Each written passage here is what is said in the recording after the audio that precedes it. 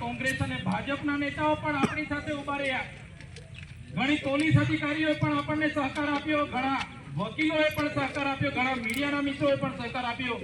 ત્યારે આજે નામદાર હાઈકોર્ટે મને જામીન આપ્યા છે, શરતી જામીન છે, પણ હાઈકોર્ટે જે ન્યાય આપ્યો છે, મને હુકમ આપ્યો છે, એને હું સહજતાથી સ્વીકારું છું અને આજે છૂટીને તમારી વચ્ચે હું આવ્યો છું। તો સાથીઓ, શરતી જામીન છે એટલે મને મારા મત વિસ્તારમાં ડેડિયાપાડા આવવાની પરવાનગી નથી, 1 વર્ષ સુધી હું ત્યાં નથી આવી શકવાનો, છતાંય તમારી લાગણી અને માંગણી છે તો આવનારા દિવસોમાં ન્યાય પ્રણાલિકા ઉપર મને પૂરો ભરોસો છે। હું હાઈકોર્ટમાં પણ જઈશ, હું સુપ્રીમ કોર્ટમાં જવા માટે પણ વકીલોને સાથે સલાહ લઈશ। આવનારા દિવસોમાં મારો પક્ષ હું રજૂ કરીશ કે મારા લોકોએ મને ચૂકેલો છે, એમના સુખ દુઃખમાં મને જવા દો, એમના કામ મને કરવા દો, એ વાત આવનારા દિવસોમાં હું મૂકીશ। મને પૂરો વિશ્વાસ છે